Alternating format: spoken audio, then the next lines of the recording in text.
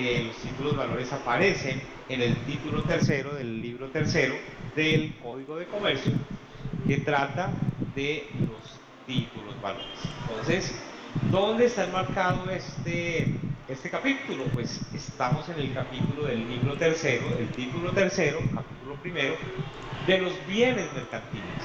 Digamos que los anteriores bienes mercantiles que aparecen antes de que aparezcan los títulos valores son, en esencia, el establecimiento de comercio y la propiedad industrial. Como tercer bien que es considerado bien mercantil, pues están nada más y nada menos que los que son objeto de esta materia, es decir, los títulos valores. Cuando hablamos de títulos valores, pues necesariamente tenemos que remitirnos al concepto de título ejecutivo, porque hay una máxima de acuerdo con la cual todo título valor es título ejecutivo, pero no todo título ejecutivo es título valor. ¿Y por qué razón? Pues porque todo título valor contiene una obligación clara, expresa y actualmente exigible que proviene del deudor y que constituye plena prueba en su contra.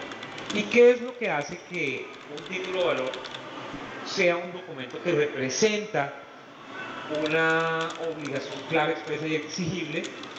Pues nada más y nada menos que la firma del obligado. Es decir, que en términos generales lo que obliga a una persona como deudora en un título valor y a pagarle o a reconocerle una mercancía o a entregarle una mercancía o a darle un porcentaje de participación, pues está principalmente centrado en que tiene ese documento una obligación clara, expresa y exigible, suscrita por quien tiene la calidad de deudor, es decir, por quien tiene la carga de cumplir con esa prestación que está incorporada en el título valor. ¿Por qué decimos que son bienes mercantiles? Porque es que los títulos valores son básicamente instrumentos negociables. La naturaleza de los títulos valores es la de servir como medio de pago y como instrumento de negociación y como título negociable, es decir, como valor negociable, en el que una persona que tiene la calidad de beneficiaria de ese título valor, salvo a excepción del cheque, porque el cheque es el único título valor que permite que se prohíba la libre circulación del bien, ningún otro título valor tiene esa característica porque los títulos valores, como lo decíamos, son en esencia instrumentos negociables que sirven como medio de pago, que hacen parte del derecho comercial y que están específicamente regulados en los artículos 619 y siguientes del Código de Comercio. Bueno, aquí en pantalla, entonces, como lo podemos ver, tenemos... Doctor, usted está compartiendo algo que no se ve. ¿No No sé se si es ve? solamente para mí o los demás compañeros. Sí se ven, de pronto sea Yo su sí, computador. yo sí lo estoy viendo. Bueno, ¿qué ven ustedes? La regla del artículo 619 ampliada, ¿verdad? Sí, señor. Tres Exacto. artículos. Bueno, sería importante que verificaran entonces los que no están viendo, porque pues digamos aquí sí lo estamos proyectando y aquí me parece la confirmación, me aparece donde dice que sí, que efectivamente se está compartiendo tal cual. Entonces, bueno, si no lo ven, pues ahí busquen el código y entremos al artículo 619. El artículo 619, ¿qué contiene? Pues contiene nada más y nada menos que la definición o el concepto de un título valor.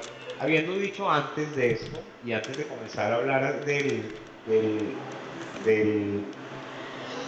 del concepto de título valor, pues debemos tener en cuenta que los títulos valores son todos, sin excepción alguna, títulos ejecutivos, porque como lo decíamos, contienen una obligación clara, expresa y actualmente exigible. ¿Cómo define el Código de Comercio los títulos valores? Dice que los títulos valores son documentos, lo que quiere decir que en esencia y en principio tendrían que Uy, tener una juegan. existencia física. Son documentos necesarios para legitimar el ejercicio del derecho literal y autónomo que en ellos se impone.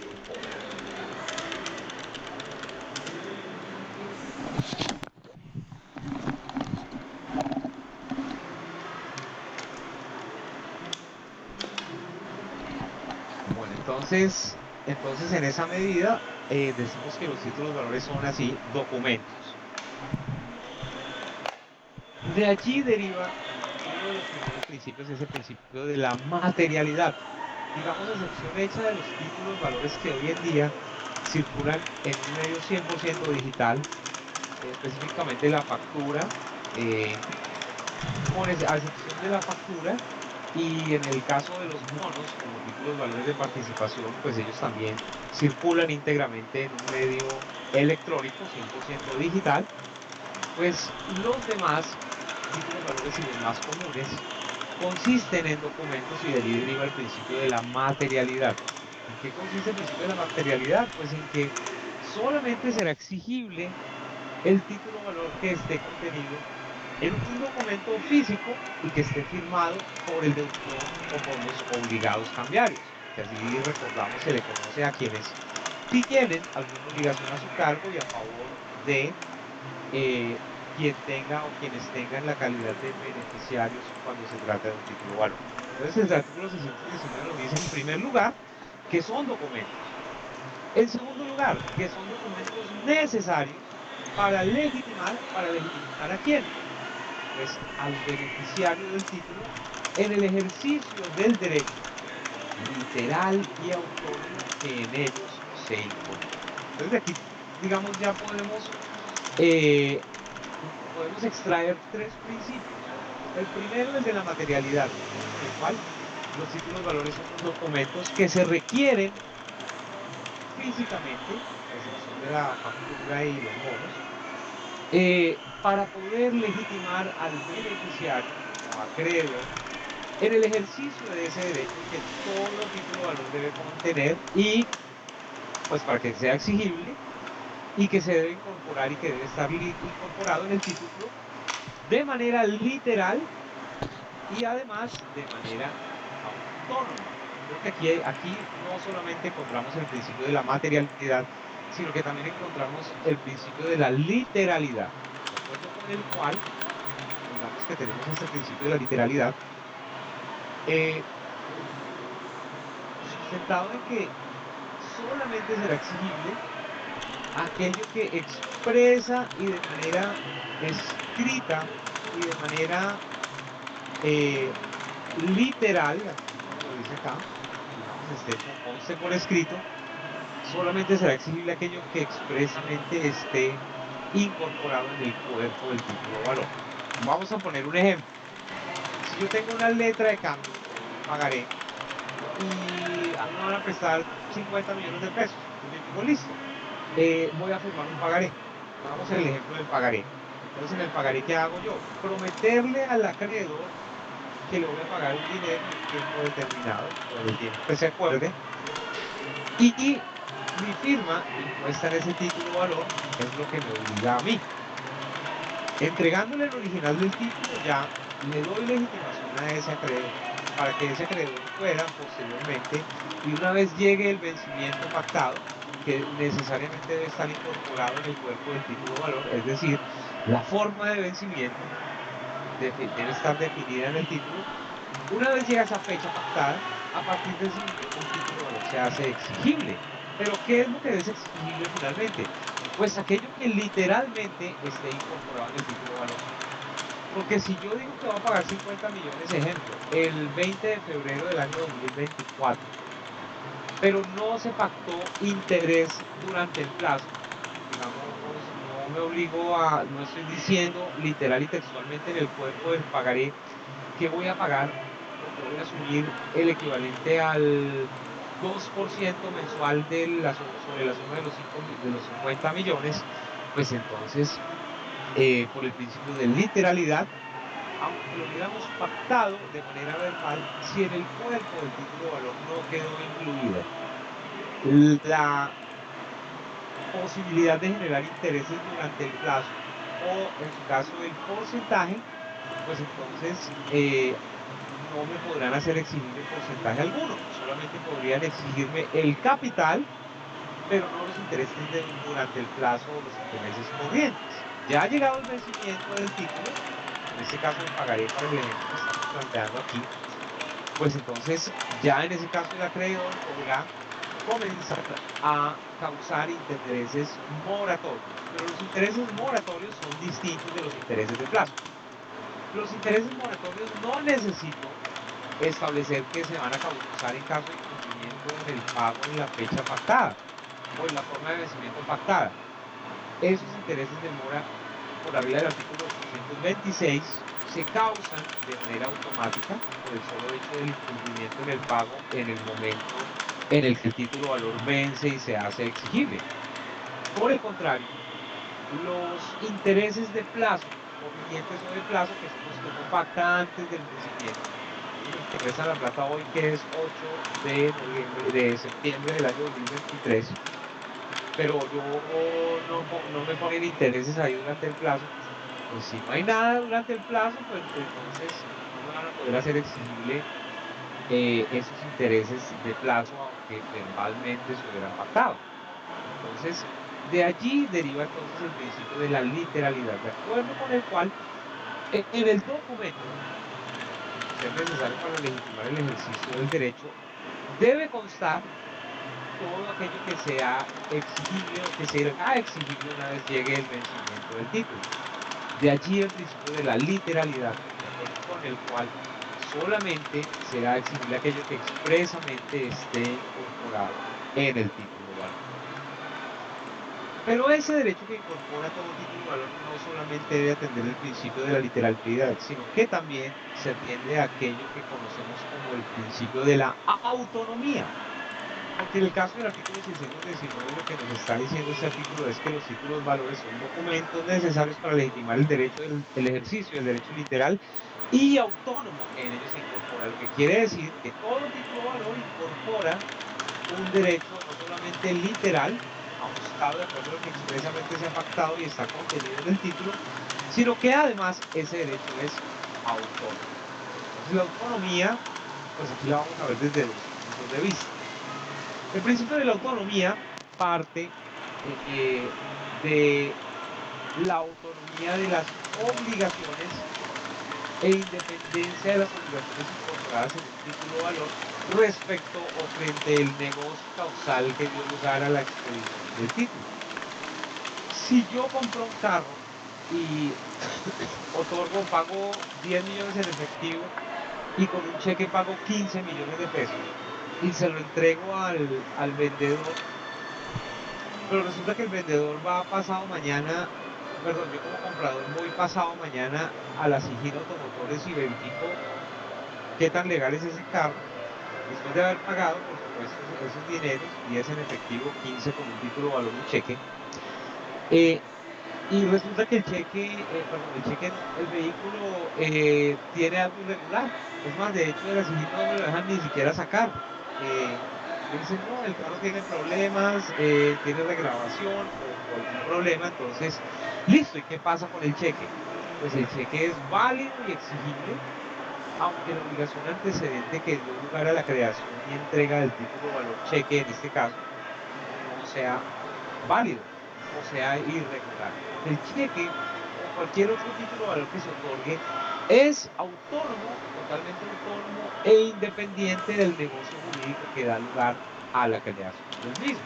Este principio de la autonomía se verifica pues desde el punto de vista del negocio jurídico que dio lugar a la creación del título.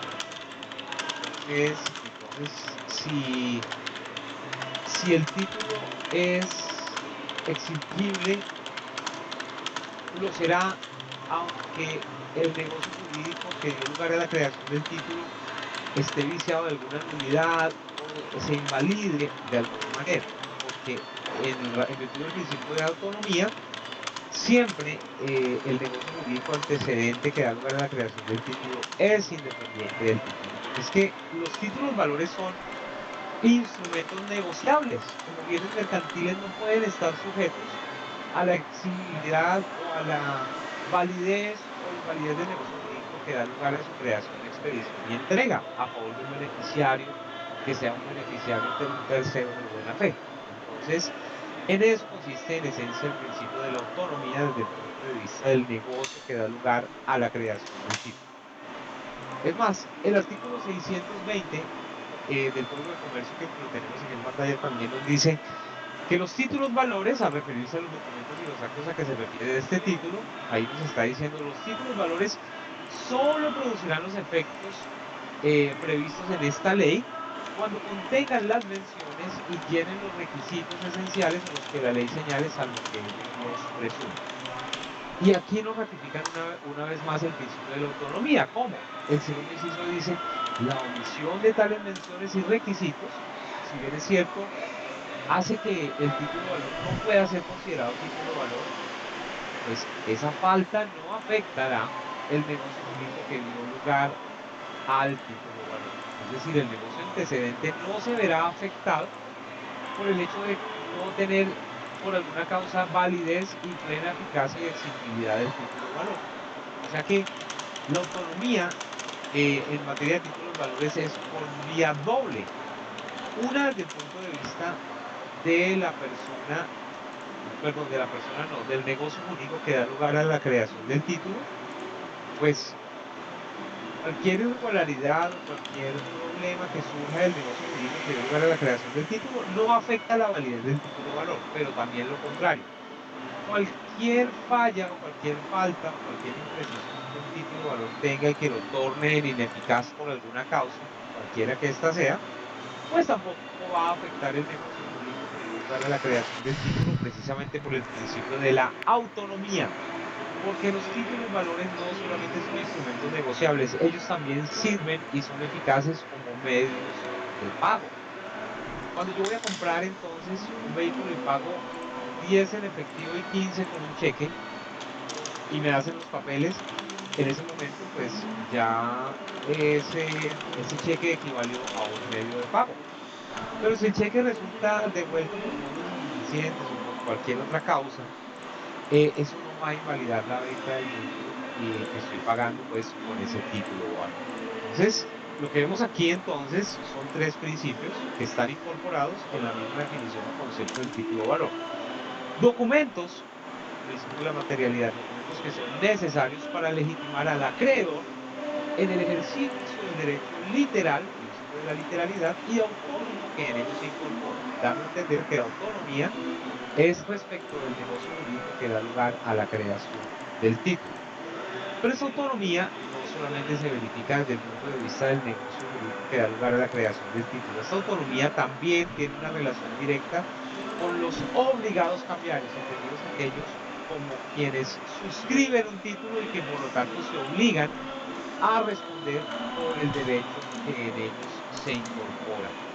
Entonces, en ese sentido, cada suscriptor de título o valor se obliga de manera autónoma e independiente y la obligación que adquiere cada uno de los suscriptores del título, aunque se invalide la de alguno cualquiera de los otros, no se invalida para todos en general.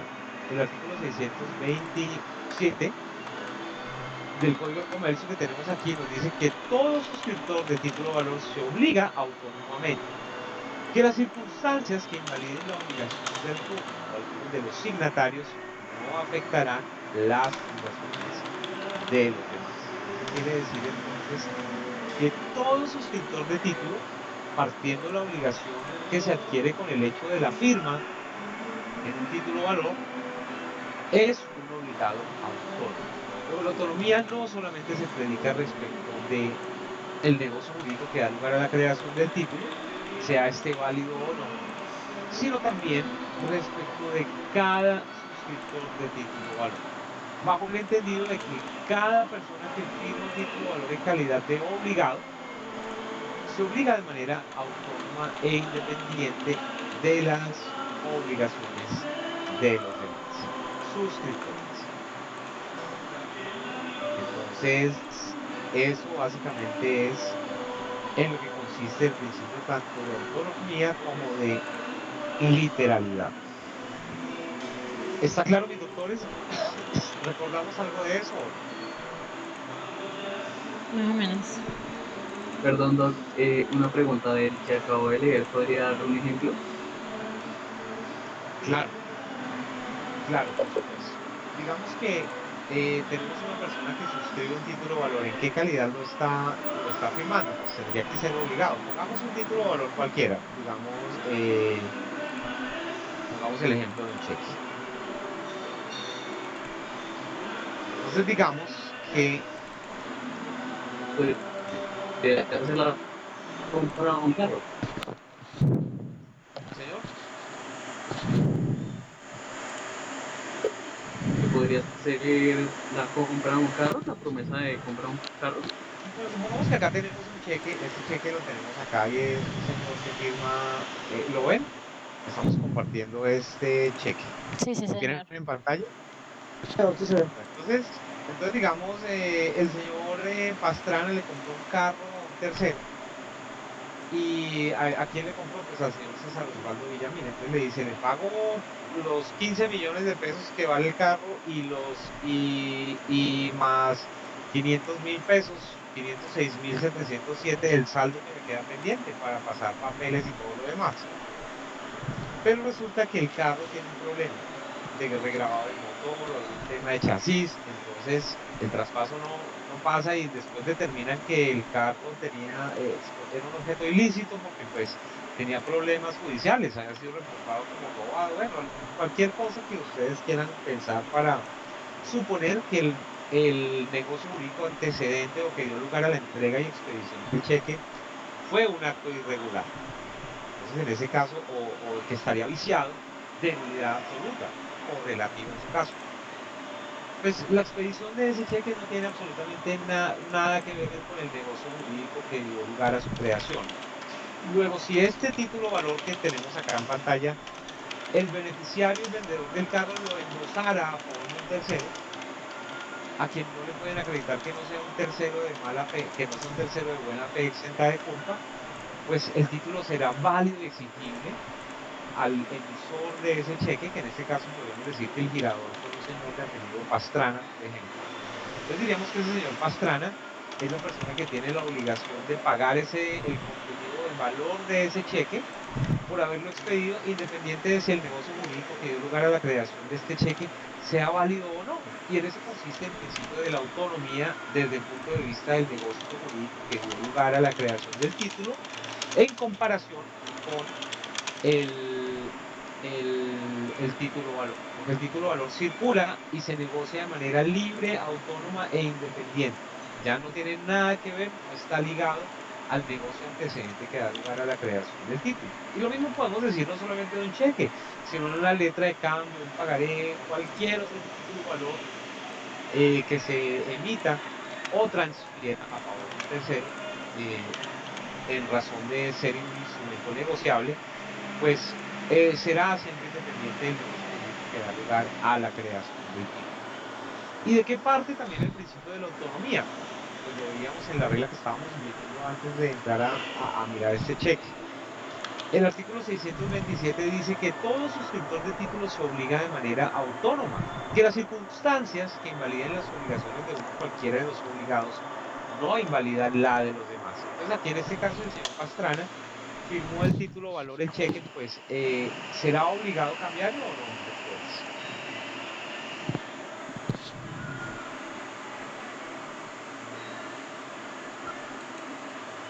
Mejor dicho, Sí. hago yo la pregunta. ¿Quiénes en este cheque serían obligados cambiarios? Sería el señor Pastrana. Bueno, ¿y por qué sería obligado cambiar el señor Pastrana? Porque él fue quien suscribió el cheque, quien lo firmó. Por el hecho de ser suscriptor de título valor, por ese hecho es obligado cambiar. Porque la regla general es que consiste en que todo suscriptor de título valor es un obligado cambiario. Y no solamente obligado cambiario, como lo hemos dicho, es un obligado autónomo. Las obligaciones que adquiere el señor Pastrana son autónomas e independientes de las obligaciones de cualquier otro obligado, si lo hubiera.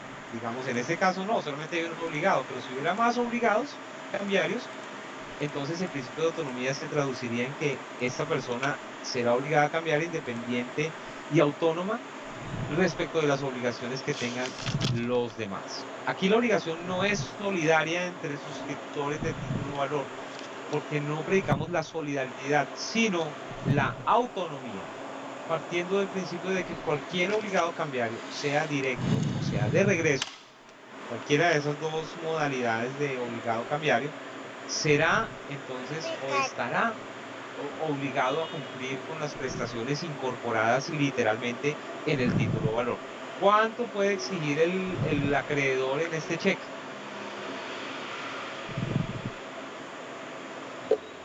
Serían los 506.707. Exacto. ¿Podrá pedir intereses de plazo durante el plazo o no? No, porque Claro que no. no están ¿no? De plasmados. hecho que no. Serían moratorios. Exacto. Y además porque es un cheque y todo cheque se gira siempre a la vista, lo que quiere decir que el título valor vence y se hace exigible cuando se presenta al banco para el cobro. O sea que en el caso del cheque, digamos, no habría esa posibilidad de pactar interés durante el plazo. Solamente se causaría el interés moratorio una vez el título valor vence y se hace exigible. Entonces, volviendo a ver las normas que estamos aquí tratando, pues la regla del artículo 627 es la que como fundamento nos indica que toda persona que firma un título valor, es decir, como suscriptora de título, se obliga de manera autónoma. Y en eso consiste entonces el principio de la autonomía respecto de los obligados cambiarios. Entonces, hay unas reglas que tienen que ver con el aval, digamos, el avalista pues es la persona que sirve como garante en un título valor y es, digamos, garantiza las obligaciones incorporadas en los títulos valores. Entonces, la figura del aval es exclusiva, además, de los títulos valores. Ustedes no van a encontrar ni en el Código Civil ni en ninguna otra codificación distinta del Código de Comercio. Y no van a encontrar en en ningún otro capítulo o en ninguna otra parte de los títulos valores que se mencione la palabra aval. El aval es un garante de obligaciones incorporadas en un título valor. Y de hecho el artículo 633 que tenemos aquí en pantalla nos dice, mediante el aval se garantiza en todo o en parte el pago de un título valor. Entonces digamos que el avalista es un garante de obligaciones incorporadas en un título valor. Y las obligaciones del avalista también resultan ser del todo autónomas. O sea que aquí también le damos aplicación al principio de la autonomía. ¿En qué sentido? Nos dice el artículo 636, que lo tenemos aquí en pantalla, que el avalista quedará obligado en los términos que corresponderían formalmente al avalado y su obligación, es decir, la del avalista como garante, será válida aun cuando la de el avalado no lo sea. Entonces, pongamos un ejemplo. Resulta que una persona firma como avalista una letra de cambio. Entonces, no dice que es obligada a cambiar de directa o que es girada y aceptante, sino firma y dice avalista. Pero resulta que la letra de cambio, el avalado, es decir, la persona a quien se está respaldando, era menor de edad. Y la persona, el acreedor, no tenía conocimiento de que la persona que firmó el título valor y a la que está respaldando un tercero como avalista era menor de edad. ¿De qué estaría viciado ese acto? O digamos, ¿de qué estaría viciado ese acto de la firma de un menor de edad? Pues de nulidad relativa, que solamente podría ser, digamos, subsanada o saneada, esa nulidad relativa, si los representantes legales de ese menor ratificaran ese acto que celebró firmando un menor de edad, o si cumplida la mayoría de edad, esa persona ratifica el acto de la firma del documento que está viciado de esa nulidad relativa. Pero independiente de eso, aunque no se sanee esa nulidad, y si realmente los padres o los acudientes o los representantes legales de ese menor que firmó el título no, no ratifican esa, ese acto, pues el avalista seguirá obligado. ¿Por qué? Porque la obligación que adquiere el avalista como garante de las obligaciones de los suscriptores de un título o valor, pues son exigibles para ellos como avalistas, aunque las del avalado por cualquier causa o circunstancia no lo sean. De allí, entonces, el principio de la autonomía de los títulos valores respecto de los suscriptores de título valor. Toda persona que suscribe un título valor, a menos que firme con las salvedades que la ley le permite para exonerarse de obligación, pues será obligada a cambiaria, y toda persona en esas circunstancias contraerá una obligación autónoma como suscriptora de título valor. Bien, aquí tenemos unas letras de cambio.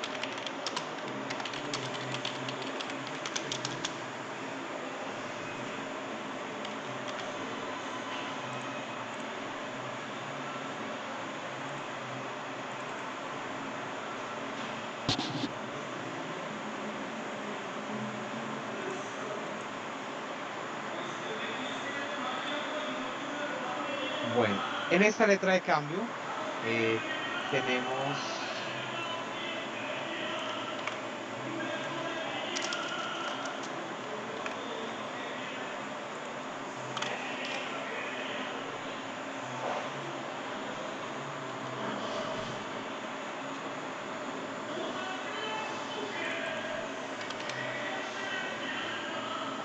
qué pena, había desconectado el micrófono. Entonces, en esta letra de cambio tenemos,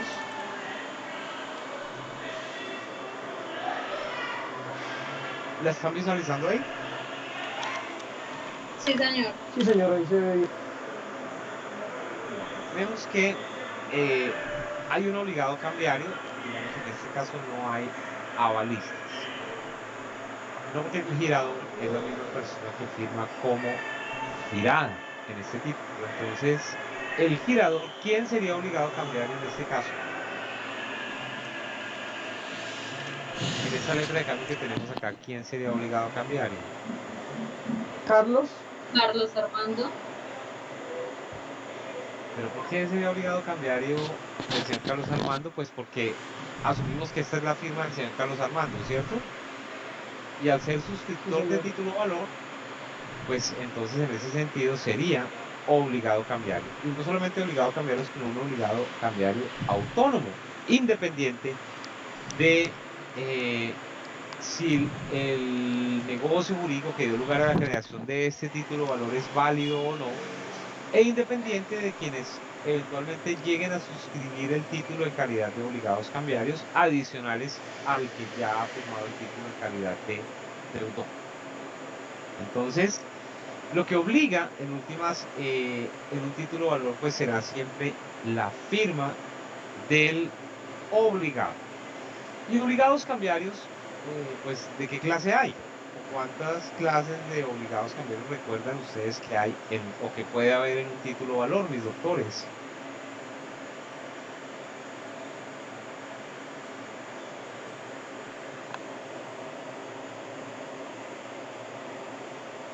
¿Cuántas clases de obligados cambiarios recuerdan ustedes que puede haber en un título valor?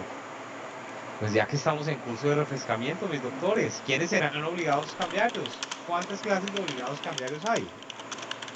Los Entendidos, obviamente, directos y de los regreso. obligados cambiarios como suscriptores de título valor. Entonces, ¿quiénes serían? Obligados directos y de regreso. Exactamente. Obligados los hay, obligados cambiarios directos y obligados cambiarios de regreso. ¿Quiénes son obligados cambiarios directos? La regla general, ¿cuál es? Todo suscriptor de título valor es obligado a cambiar. Pero, en todo caso, pues hay unas diferencias entre obligados cambiarios, porque no todas las personas que son suscriptoras de título valor firman el título en un mismo grado.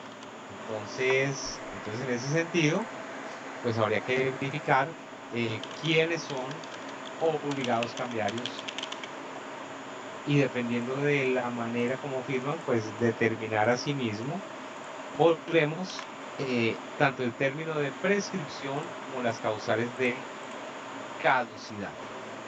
Si es que lo recuerdan ustedes, mis doctores, de las diferencias entre obligados cambiarios directos y de regreso.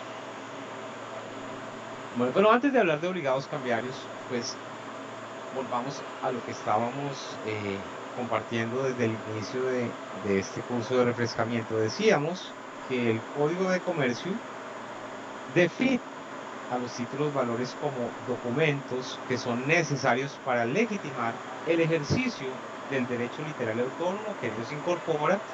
De allí viene entonces el principio de la materialidad, el principio de la literalidad, el principio de la autonomía que se verifica desde dos puntos de vista. Desde el punto de vista del negocio jurídico que da lugar a la creación del título y también asimismo desde el punto de vista del suscriptor, partiendo del sustento o del supuesto de que todo suscriptor del título valor se obliga de manera autónoma y que las circunstancias que invalidan la obligación de alguno o algunos de los signatarios no afectarán las obligaciones de los demás. Entonces, básicamente tenemos esos tres principios para definir a lo que o en lo que consiste un título valor, entendido no solamente como un bien mercantil, sino como un documento que resulta necesario para que el beneficiario de ese título pueda estar legitimado y de esa manera hacer efectivo el derecho incorporado en el título valor, que debe ser además de literal, autónomo e independiente, no solamente respecto del negocio jurídico que da lugar a la creación del título, sino respecto de los suscriptores del título valor. El mismo artículo 619 nos dice que los títulos valores pueden ser de contenido crediticio o cambiario o jurídico obligacional, que son aquellos que incorporan una obligación de pagar una suma determinada de dinero. ¿Cuáles son los títulos valores de contenido crediticio? Pues todos aquellos que incorporan una obligación de pago de una suma determinada de dinero, que son el pagaré, la letra de cambio, la factura, el cheque y el bono de premio. Esos son los títulos valores de contenido crediticio. Aquellos que incorporan una obligación de pagar una suma determinada de dinero. Letra de cambio, cheque, pagaré, factura y bono de premio. Los títulos valores corporativos o de participación, ¿cuáles Doctor, son esos? perdón, Señora, ¿puede repetirlos nuevamente, por favor? por supuesto. Sin embargo, Le míralos acá. pautan. Aquí están. Los de contenido crediticio también se les conoce a ellos como títulos valores de contenido crediticio cambiario o jurídico obligacional, porque son aquellos que incorporan una obligación de pagar una suma determinada de dinero. ¿Esos cuáles son? La letra de cambio, el cheque, el pagaré, la factura y el bono de premio. Gracias, doctor. Con gusto. Porque esos títulos valores que acabamos de mencionar contienen o incorporan una obligación de pagar una suma determinada de dinero. Es más, de hecho, los títulos valores de contenido crediticio son los más comunes, si ustedes se dan cuenta. Digamos, el cheque, aunque hoy en día el cheque pues no es tan común, pero sigue todavía teniendo una importancia, una relevancia en el comercio. Pero tenemos el cheque, la factura, todos los días se emiten facturas en todas partes. Hoy en día incluso eso está altamente regulado por la DIAN, al punto de que en el momento en el que cualquier persona natural o jurídica obligada a facturar emite la factura, en ese mismo instante le llega la información a la DIAN. Digamos que ese es un método de control fiscal muy efectivo porque realmente se está obligando a todas las personas que facturen, así sea un tinto, unos vasos desechables que tengan IVA, o un producto que tenga o no tenga IVA, pues va a pasar directamente a la DIAN para que ellos lo verifiquen al ser totalmente electrónica. Digamos que la factura también es un título de valor muy común. La letra de cambio, el título de valor base de todos los demás. El título de valor que más utilizado es en el mercado y en el comercio regular y ordinario, pero lamentablemente, pues, Buenos días, como lo grupo. Para veremos el y lo día de hoy recordaremos, pues ingresa el bajo más mal responsabilidad. utilizado, el título de valor más complejo de todos Para es hoy, la 6 letra de de cambio. septiembre, para la empresa Y Cross de sin embargo, Carga pues es el título de Haliburton, valor que por excelencia se utiliza pasa Project Carga, va a estar mayoritariamente en el mercado transportando ordinario, en el Halliburton. mercado Las común. cargas vienen de Entonces, Algeciras y esa es la importancia y la relevancia que tiene como título de valor de contenido crediticio, es decir, incorporar una hacia obligación de pagar una Castilla. suma Se determinada de presenta dinero, al igual Tatiana que en los demás títulos, Ajusta en el cheque, centro, factura, Magnoli, pagaré, Pinzón en bono de el prenda. Orotoy, Jacqueline Barbosa en el centro Otro y título de la valor muy señora común, María el Maciel pagaré. en Si yo saco una tarjeta de crédito, lo primero que me pide el banco que le firme es un pagaré en blanco con carta de instrucciones. Las entidades financieras por lo general tienen la obligación legal de utilizar exclusivamente para la garantía y seguridad de los créditos que otorgan pagarés diligenciados en blanco con carta de instrucciones para llenarlos en caso de incumplimiento de las obligaciones. También es un título de valor muy común. Cheque, factura, letra de cambio, bono de prenda. Tal vez el bono de prenda no sea un título de valor muy utilizado, pero también hace parte de esta categoría de títulos valores de contenido crediticio. Cambiario jurídico obligacional, es decir, aquellos que incorporan una obligación de pagar una suma determinada de dinero. De otra parte, tenemos los títulos valores corporativos o de participación, a los que se le conoce también como títulos valores jurídico personales. ¿Y por qué jurídico personales? Porque dan la posibilidad de que una persona participe en la organización jurídica de una entidad que emite esos títulos. Los títulos corporativos o de participación, pues el código los pone en plural, dice títulos, valores corporativos o de participación, pero en la práctica solamente hay un título valor de esta categoría. El título valor bono, no bono de prenda, como el anterior, porque ese era de contenido crediticio, sino el título valor bono es el único título valor de esta categoría, un título valor corporativo o de participación.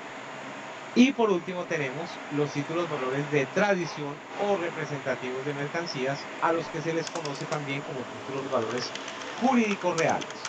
Ellos son los que incorporan un derecho a reclamar una mercancía que se encuentra depositada en un almacén general de depósito, entendido el almacén general de depósito como una entidad financiera que se dedica en su objeto social a celebrar contratos de depósito de mercancías.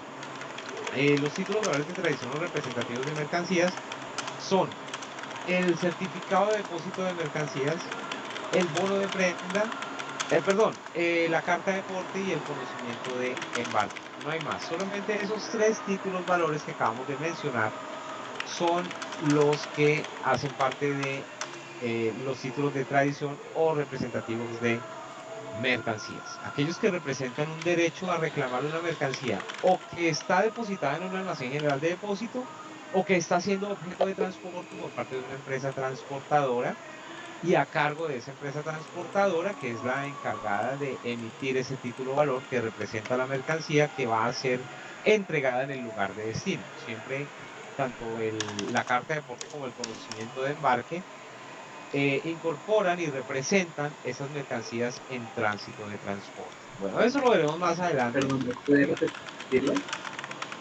Señor, ¿qué puedo repetir? Señor. Lo del título valor de mercancías es que se entrecortó. Claro, el título de valor representativo de mercancías, oigamos, hay solamente tres clases de títulos valores representativos de mercancías o jurídico reales. El título valor certificado de depósito de mercancías, uno. Dos, el título valor carta de porte. Y tres, el título valor conocimiento de embarque.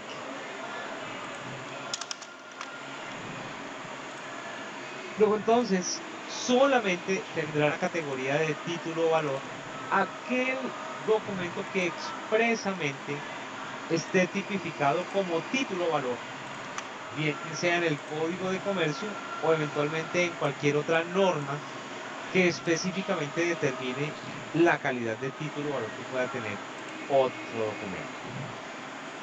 Si yo digo que tengo un título valor, pero ese título valor no está expresamente tipificado como título valor en el Código de Comercio o en una norma especial, pues será otra cosa. De pronto un comprobante de pago podría incluso constituirse en un título ejecutivo, pero no se le podía dar aplicación a las reglas que regulan y reglamentan especialmente los títulos valores en los artículos 619 a 801 del Código de Comercio. Y sencillamente porque solamente será considerado título valor aquel que de manera literal y aquel que de manera taxativa se encuentre tipificado como título valor en el Código de Comercio o en una norma de carácter especial.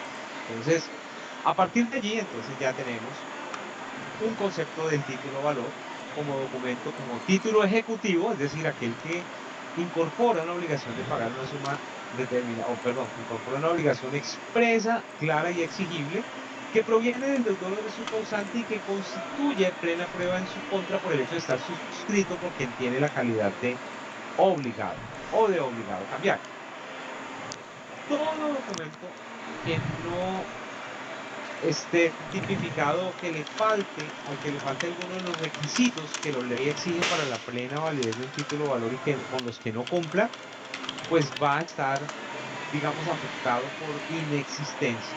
Será inexistente todo documento que pretendiendo ser o tener la calidad o la categoría de título o valor no cumpla de manera expresa y literal con los requisitos que la ley exige para que sea tenido en cuenta o considerado como título o valor. Es la regla del artículo 620 que decíamos que producirá solamente los efectos previstos en esta ley o en esta norma cuando contengan las menciones y llenen los requisitos que la ley señale, salvo que ella los prescriba.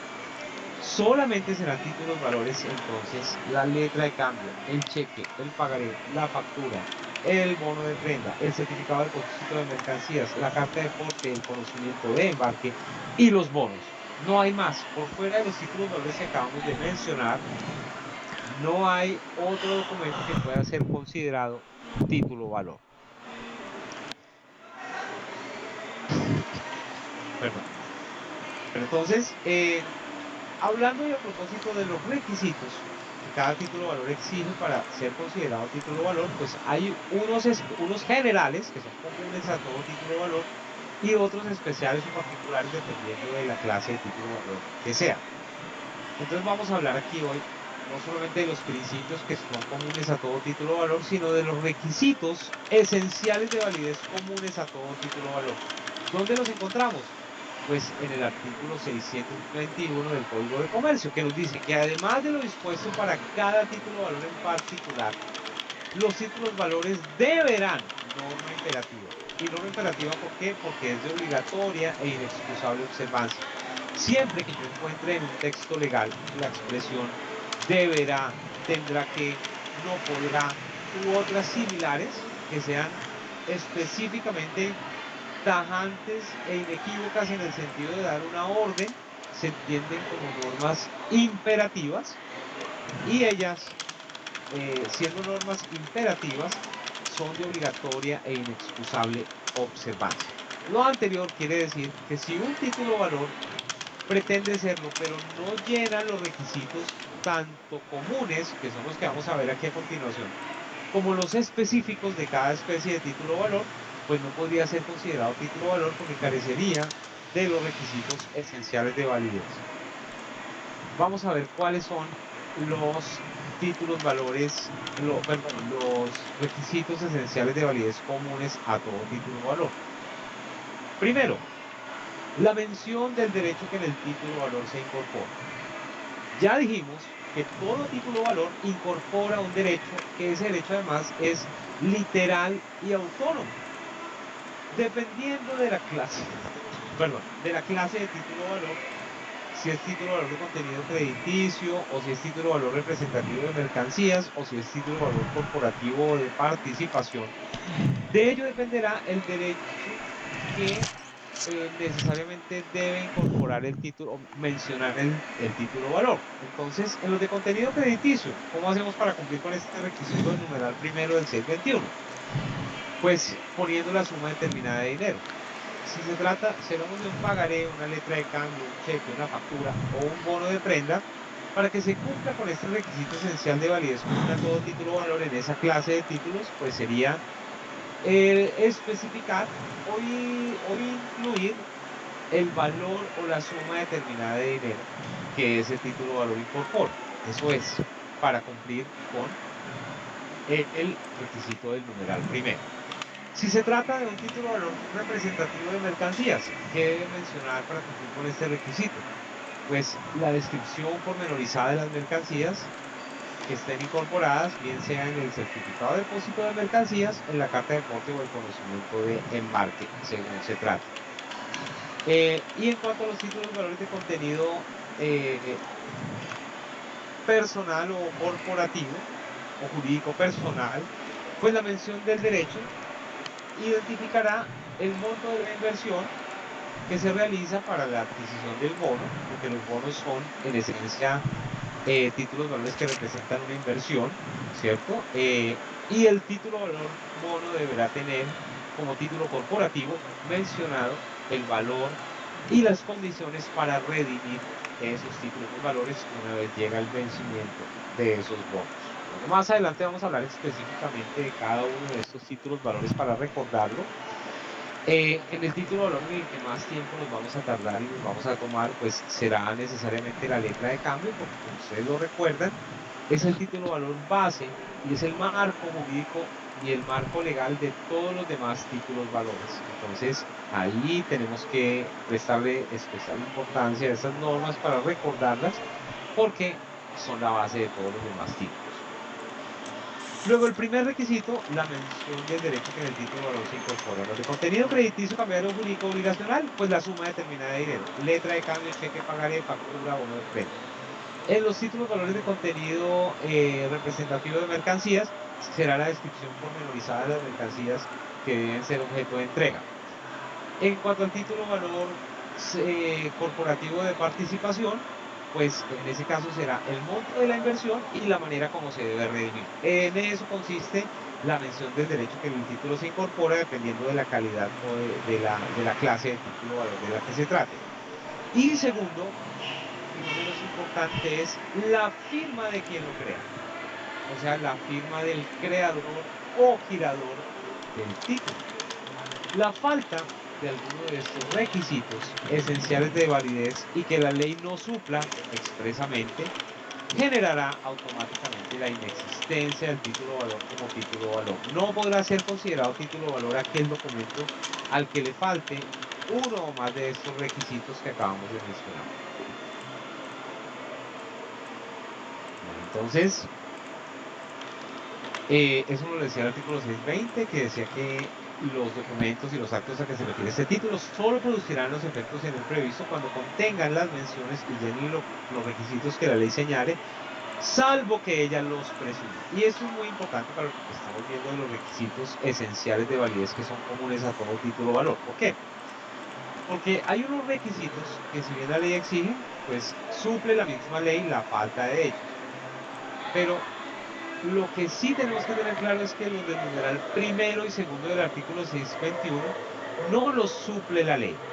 Es decir, que si no está la mención del derecho que en el título se incorpora o la firma del creador o girador, el título valor no cumplirá con los requisitos esenciales de validez comunes a todo título valor y por lo tanto sería ineficaz, estaría viciado de inexistencia del título valor como título valor. Será un comprobante, será un recibo, será una remisión, otro título distinto de un título valor, aunque eventualmente pudiera prestar mérito ejecutivo. Dice el artículo, el tercer inciso, el cuarto inciso del artículo 621, que la firma se podrá sustituir bajo la responsabilidad del creador del título por un signo o contraseña que puede ser mecánicamente impuesto. Entonces, ahí hablamos a propósito de las firmas.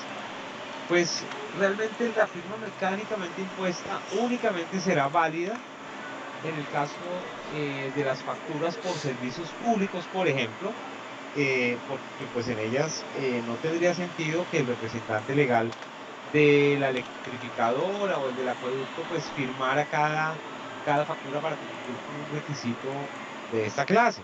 Como es una emisión masiva, la que subsiste, digamos, la que hay que generar en el caso de las facturas por servicios públicos, pues entonces se admite y se permite la firma mecánicamente impuesta. ¿En qué otro caso, en qué otro título de valor es admisible la firma mecánicamente impuesta? En el caso de los títulos valores bonos, es decir, los títulos valores corporativos o de participación que solamente los hay de una clase. De esa clase son bonos. Y esos títulos valores bonos permiten también la firma mecánicamente impuesta o digitalmente impuesta en atención a que generalmente los bonos se emiten de manera masiva. Es decir, hay 10.000, hay 5.000, hay 100.000 títulos que se emiten de esa manera como bonos, y entonces también sería muy tedioso que el representante legal de la entidad emisora tuviera necesariamente que suscribir cada uno de los títulos con su puño y letra. Pues eso no tendría mucho sentido. En los demás títulos valores, es decir, en la letra de cambio, en el pagaré, en el cheque, en la factura, en el bono de prenda, certificado de depósito de mercancía, en la carta de porte, no será admisible esa firma mecánicamente impuesta. Excepción hecha de las facturas electrónicas que circulan en un medio 100% digital en la actualidad. Bueno, los demás requisitos esenciales de validez del 621, eso lo suple la ley. Entonces dice, si no se menciona el lugar de cumplimiento o ejercicio del derecho, entonces ese vacío lo suple la ley. Dice, lo será el del domicilio del creador del título. Si tuviere varios, entre ellos podrá elegir el tenedor, es decir, el beneficiario, quien tendrá igualmente derecho de elección si el título señala varios lugares de cumplimiento o de ejercicio. Sin embargo, cuando el título sea representativo de mercaderías, también podrá ejercerse la acción derivada del mismo en el lugar en que éstas deban ser entregadas. Pero en esencia, todo lo que dice este inciso del artículo 621 es algo que la ley lo suple. O sea, no se necesita identificar o mencionar específicamente el lugar de cumplimiento del derecho incorporado en el título, porque la ley suple ese vacío. Y lo mismo sucede con la falta de fecha y lugar de creación del título. Si no se menciona la fecha y el lugar de creación del título, se tendrán como tales la fecha y el lugar de su entrega. ¿A quién? Pues al beneficiario. Bueno, entonces digamos que aquí tenemos básicamente tres principios: el principio de la literalidad, el principio de la autonomía, el principio de la materialidad. El concepto de título valor, de manera general, entendido el título valor como un documento que es necesario para legitimar a su beneficiario en el ejercicio de ese derecho que se incorpore en el título, que por demás es literal y autónomo. Y hemos definido, al menos mencionado, las clases de títulos valores según los derechos que en ellos se incorporan. Hemos hablado también y hemos mencionado, aparte de esos principios, el de la autonomía, desde el punto de vista del suscriptor y desde el punto de vista del negocio jurídico que da lugar a la creación del título, hemos mencionado también los requisitos que son esenciales y que son comunes y esenciales para todo título valor, que son los del 621. Mención del derecho que en el título valor se incorpora y la firma del creador. Los demás los suple la ley, así que no tienen problema. Y los demás que no aparezcan relacionados acá, pues ellos sí aparecerán y estarán reflejados en cada especie de título valor, porque cada título valor exige en particular unos requisitos esenciales especiales de validez, además de los del 621. Es decir, además de la mención del derecho que en el título se incorpora y de la firma de quien lo crea, los otros títulos valores exigen otros requisitos, como lo veremos cuando recordemos y repasemos uno a uno estos títulos valores. Bueno, entonces, aquí tenemos otras generalidades que son importantes, digamos que son relevantes para el tema de los títulos valores. Y es que la diferencia, si hay un valor del título escrito en palabras y en números o en cifras, valdrá en caso de diferencia la suma escrita en palabras. Y si aparecen diversas cantidades en cifras y en palabras, y la diferencia fuera relativa a la obligación de una misma parte, valdrá la suma menor expresada en palabras. ¿Esto qué quiere decir? En otras palabras, que lo único que vale no es que no tenga validez la expresión en números de las obligaciones que aparezcan incorporadas en un título, pero si está escrita esa cifra en palabras también, lo cual no es obligatorio, porque pues nada nos obliga a escribir los valores incorporados en los títulos valores, por ejemplo, los de contenido crediticio, ni en la letra de cambio, ni en el cheque, ni en el pagaré, ni en la factura. Nada nos obliga a escribir el valor en letras. Simplemente pues nos exige solamente como mínimo números o como mínimo letras, pero no hay una diferenciación entre la necesidad de imponer o poner una cifra o una palabra para expresar la obligación. Pero en todo caso, en caso de diferencia, si es que hubiera escrito en un título valor palabras y números, pues en caso de diferencia la suma escrita en palabras, independiente de si es mayor o menor el valor escrito en palabras, pues valdrá la suma menor expresada en palabras. El artículo 624 nos habla del principio de materialidad. Entonces nos dice, el ejercicio del derecho consignado en título o valor requiere la exhibición del mismo. ¿Eso qué quiere decir en otras palabras? Pues que para poder ejercitar y para poder cobrar y reclamar, lo que yo tengo que hacer como beneficiario es exhibir o presentar el título o valor original. Ni aún una copia autenticada me serviría para acreditar la calidad de tenedor o de beneficiario que yo tenga, porque solamente, como lo decíamos y atendiendo al principio de materialidad, excepción hecha de los títulos valores que circulan en medios electrónicos, como lo decíamos, las facturas y los bonos, en la actualidad, pues todo título valor de las demás especies de título valor deben constar en el cuerpo original.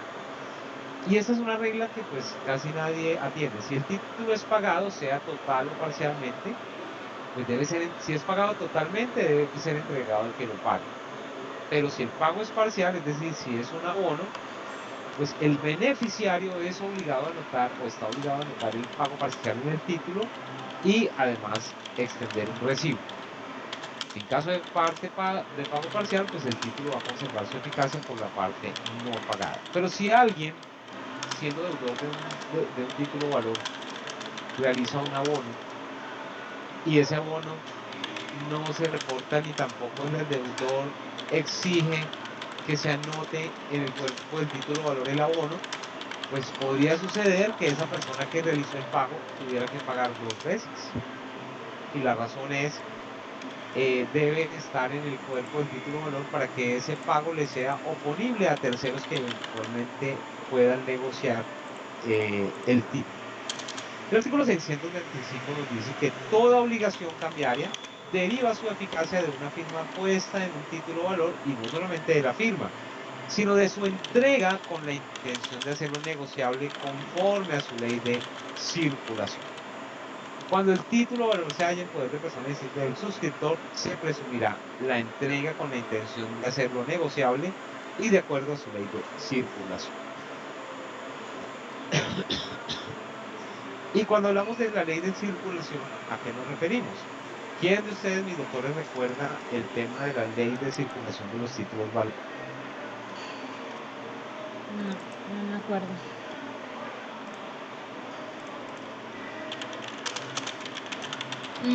Doc, vendría siendo como el endoso, no estoy segura. Bueno, tiene que ver, pero no realmente el endoso. La ley de circulación es la manera como el girador, es decir, el creador del título, determina que ese título valor va a circular en el mercado. Porque el principio de los títulos valores es que ellos están, digamos, son documentos que tienden a ser por su naturaleza negociables. Entonces, el título valor debe, digamos, tener una posibilidad de ser negociable a favor de terceros.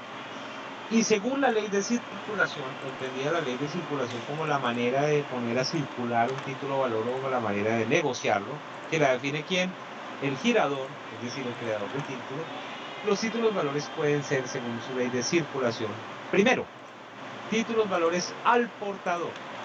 ¿Cuáles son los títulos valores al portador? Pues los que no designan a una persona o a un beneficiario en particular o a un beneficiario específico. Únicamente utilizan la expresión al portador, páguese al portador, es decir, a quien lo tenga, a quien lo presente. Figura que, digamos, es muy común en el caso de los cheques. No es normal ni es común ver un pagaré o una letra de cambio pagaré al portador. ¿Que es posible? Claro que sí, la ley lo admite. Pero bueno, el hecho es que los títulos al portador, digamos, según su ley de circulación, los títulos valores pueden ser de 3 clases: al portador, a la orden o como títulos nominativos. Pueden ser girados como títulos al portador, a la orden o como título nominativo. ¿De qué depende la determinación de cada forma de circulación? pues de la voluntad del girador o creador del título en primer lugar, y en segundo lugar de las limitantes que la ley imponga para la libre negociabilidad del título. Entonces, en el caso del pagaré, la letra de cambio, el cheque y la factura, esos títulos valores solamente pueden ser girados al portador o a la orden. No puede haber títulos valores, letras de cambio, pagarés, cheques o facturas como títulos nominativos. El bono de prenda puede ser girado de las tres maneras: a la orden, al portador o como título nominativo según su ley de circulación. Los títulos valores representativos de mercancías, la carta de porte, conocimiento de embarque y el certificado de depósito de mercancías pueden ser girados como títulos al portador, a la orden o como título nominativo, al igual que los bonos. Los bonos pueden ser girados también bajo las tres modalidades. Entonces, según la ley de circulación, primero, los títulos valores pueden ser al portador. ¿Qué se necesita para legitimar a un nuevo beneficiario? Porque cuando hablamos de ley de circulación, pues hablamos de la negociabilidad del título, es decir, la manera como se transfiere un título valor. ¿Qué se necesita para legitimar una transferencia de un título valor siendo al portador? Pues muy sencillo, lo único que se necesita es de la entrega material del título con la intención de hacerlo negociable. El artículo 668 del Código de Comercio nos dice que los títulos al portador son los que no se expiden a favor de una persona determinada, aunque no incluyan la cláusula al portador, o sea, aunque ese espacio quede en blanco, el espacio del beneficiario será considerado título al portador, e igualmente los que contengan dicha cláusula al portador o a la persona que lo entregue y demás. ¿Cómo se legitima el nuevo beneficiario? Si a mí me entregan un título de valor girado al portador, la manera que tengo yo de negociarlo es mediante la entrega del título de valor con la intención de hacerlo negociable a favor del nuevo beneficiario que lo recibe. Entonces, dice el artículo 668 que la simple exhibición del título legitimará al portador, es decir, al beneficiario del título para cobrar, para exigir un cobro, y su tradición, es decir, su negociabilidad, se produce o se perfecciona con la simple entrega material del título, pero con la intención de hacerlo negociable. El artículo 669 nos dice que los títulos al portador solo podrán expedirse bajo esa modalidad cuando la ley lo autorice expresamente. ¿En qué casos? Pues cada especie de título de valor va a indicar, según la ley de circulación, cómo se va a poner circular o poner a circular ese título de valor. La letra de cambio, que es la del artículo 671, indica y limita la ley de circulación de esta clase de título de valor en el numeral cuarto, indicando que únicamente puede ser girada la letra de cambio a la orden o al portador, que no podrá haber título nominativo como letra de cambio. Entonces, eso quiere decir, en otras palabras, que solamente la ley es la que va a definir y determinar y va a limitar la posibilidad de determinar la ley de circulación de los títulos valores, específicamente los títulos al portador, porque la regla del artículo 669 dice que estos títulos girados al portador solo se podrán emitir, pero en los casos expresamente autorizados por la ley. Claro, pues prácticamente para todo título de valor se permite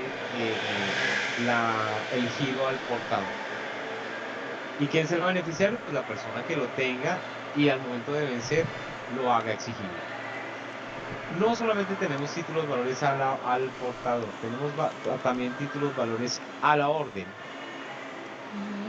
Los títulos valores a la orden son aquellos que sí designan a un beneficiario particular y específico al momento de su emisión.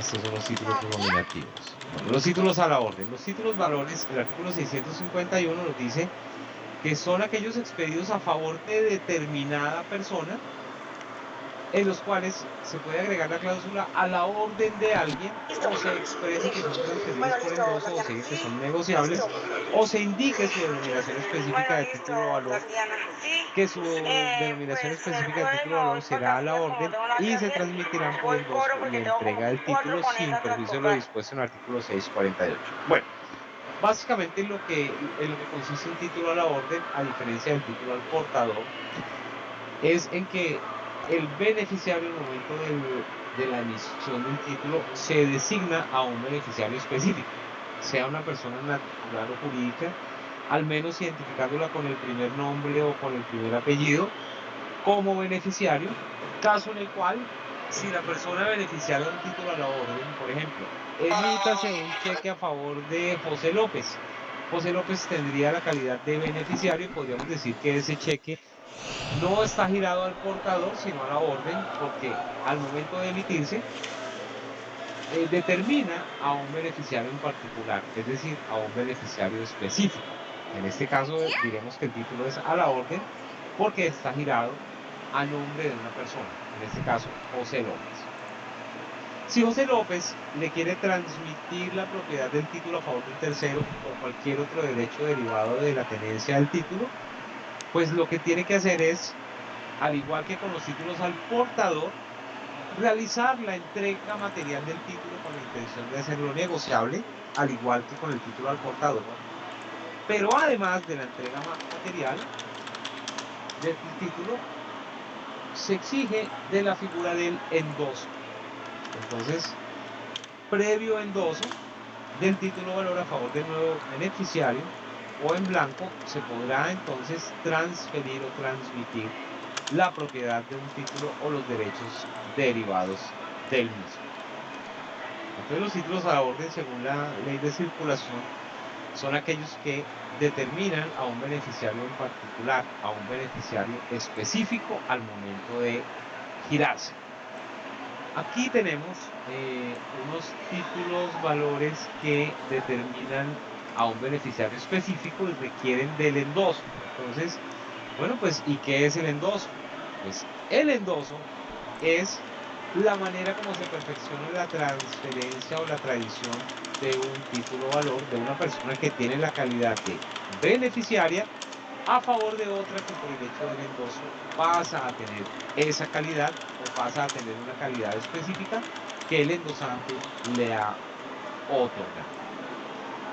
El endoso tiene unas características, digamos, unas características que son comunes en el endoso. Entonces, el endoso es la manifestación expresa y literal de la transferencia del título o de los derechos derivados del mismo a favor de terceros.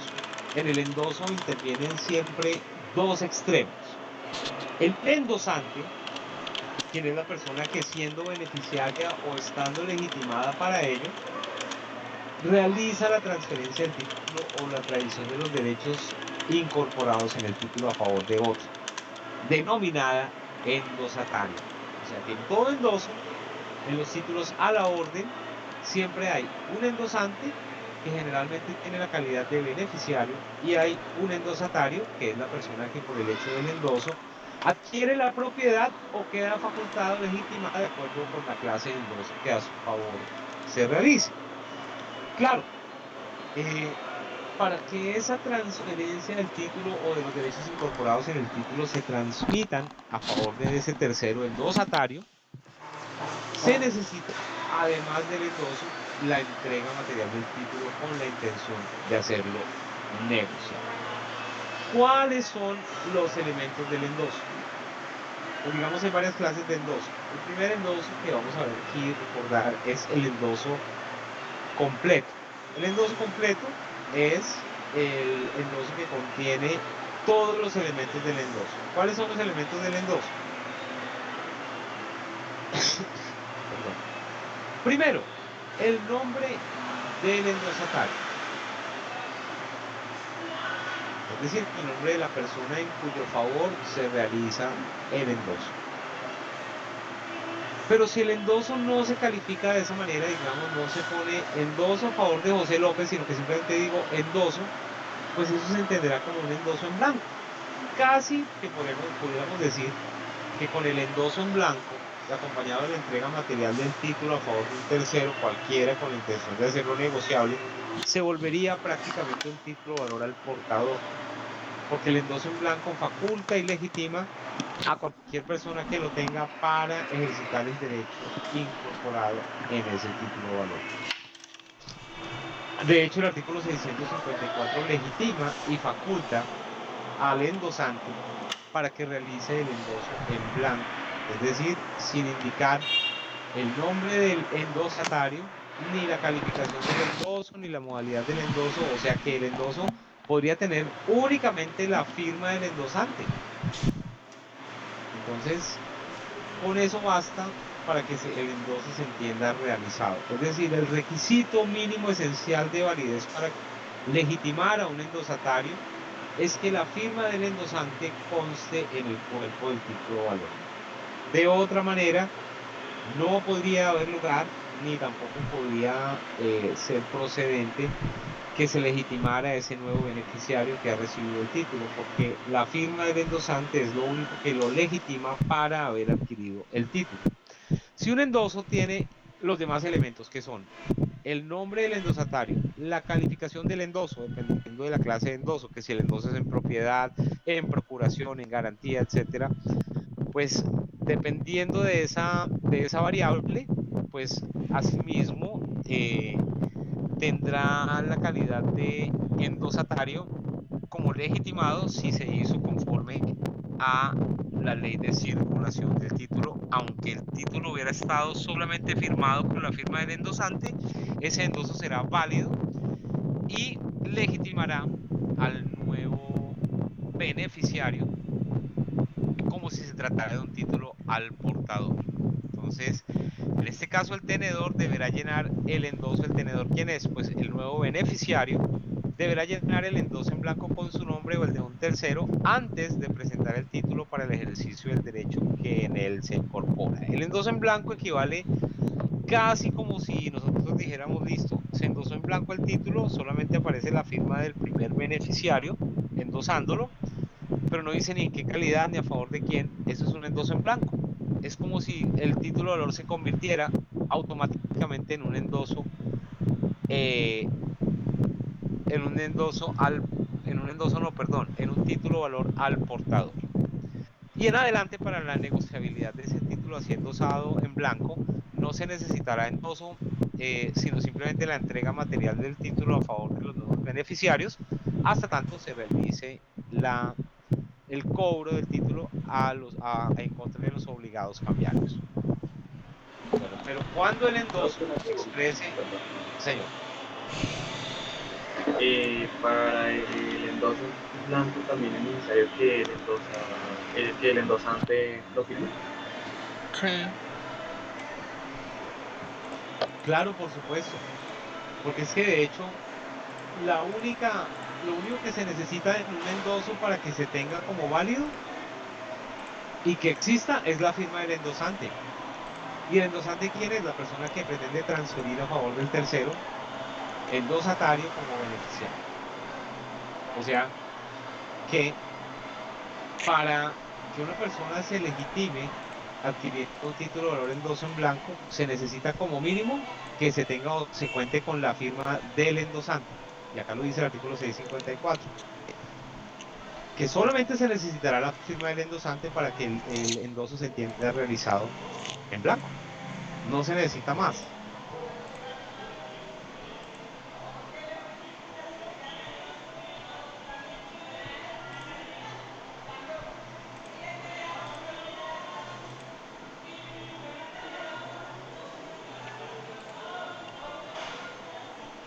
Bueno, entonces, ¿por qué estamos hablando del endoso? Porque, pues, de acuerdo a la ley de circulación de los títulos valores se pueden quedar como títulos al portador, no designando ningún beneficiario específico, como títulos a la orden, caso en el cual requerirán de la figura del endoso, y como mínimo todo endoso requerirá de la firma del endosante, es decir, de aquella persona que, teniendo la calidad de beneficiario o estando facultada para firmar el endoso, plasme su firma en el título.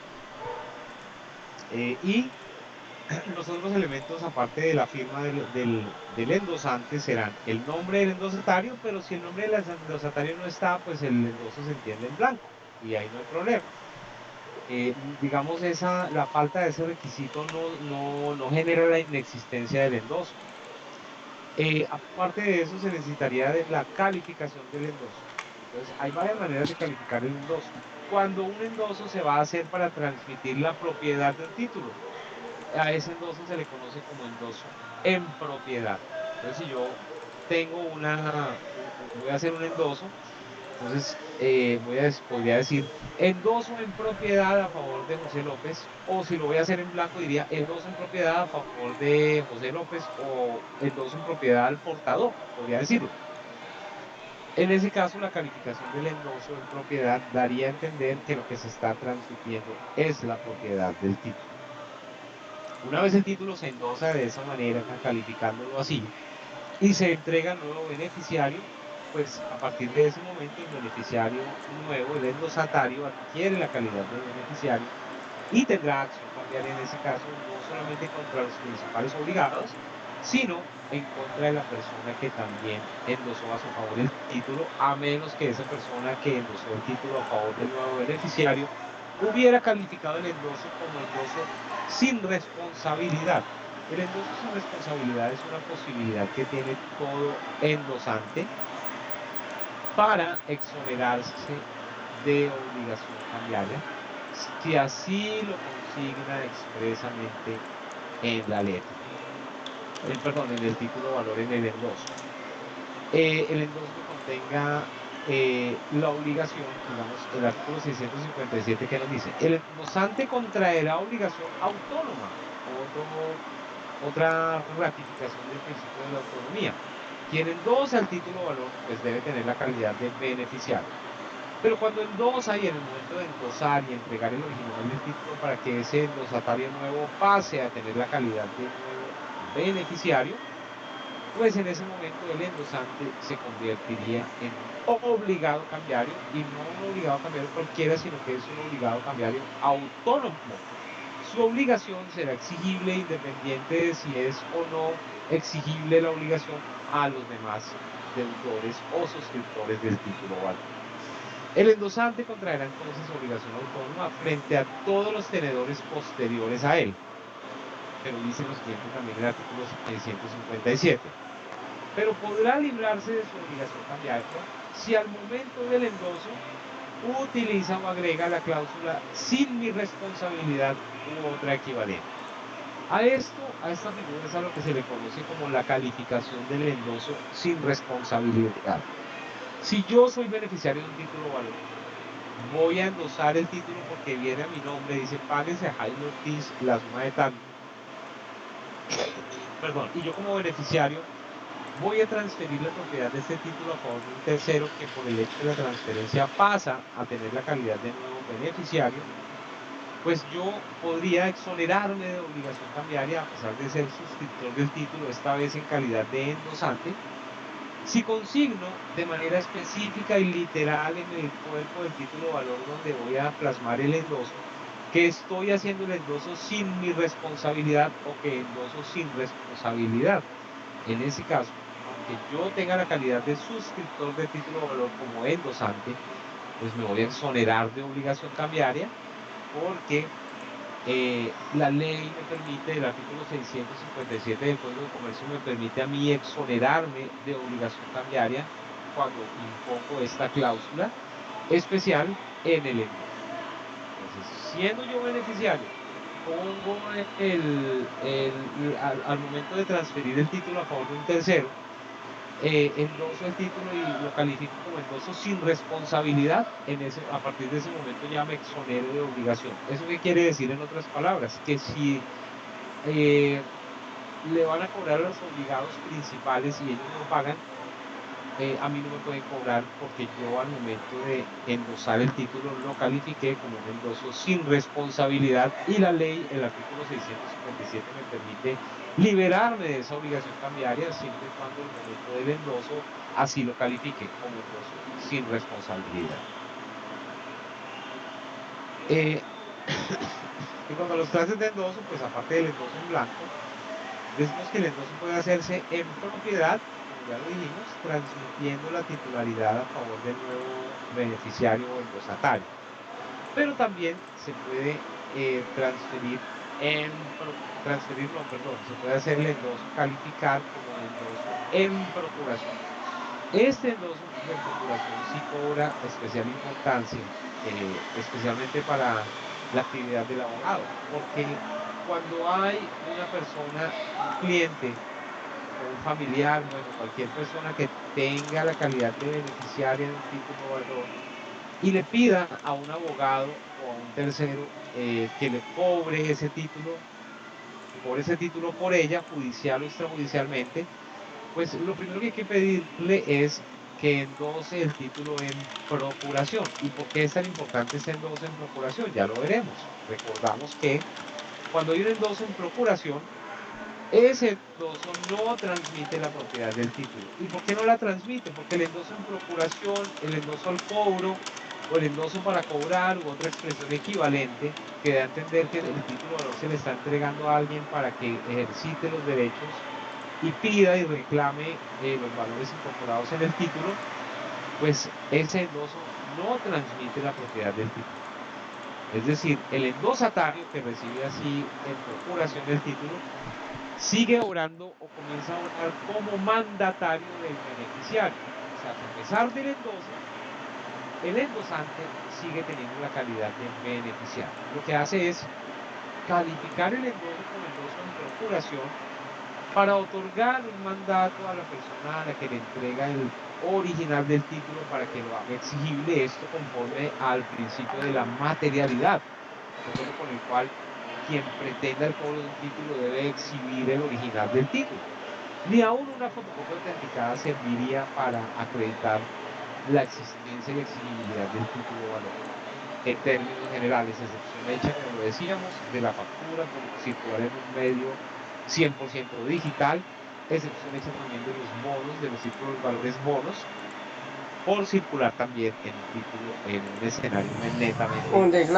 Gladys Cárdenas, pero Pero rápido porque él ya va a cuando yo cerrar. como abogado le voy a pedir 10 un poder minuticos cierra. a un cliente para, o a una persona para adelantar Buenas ese cobro en su noches. nombre, lo que yo Por tengo que favor, hacer es pedir el los que se endoso en trabajó hoy para procuración, Corocoras no han porque de venido a esta firmar la manera planilla. no será Si necesario no estoy mal otorgar era poder Chucho, no me ni acuerdo lo otro, absolutamente por favor, nada más de distinto las del cargas que endoso, salían ya de que Camacho, ese endoso, así ahí calificado del como patio de endoso en Petrocentro, procuración, me va a que legitimar a iban mí de ahí de como Camacho mandatario para para otorgar ese Vaqueros. título en nombre del beneficiario. Entonces, lo que dice el artículo 658 respecto al endoso en procuración es que no transfiere la propiedad, pero faculta al endosatario, ¿para qué?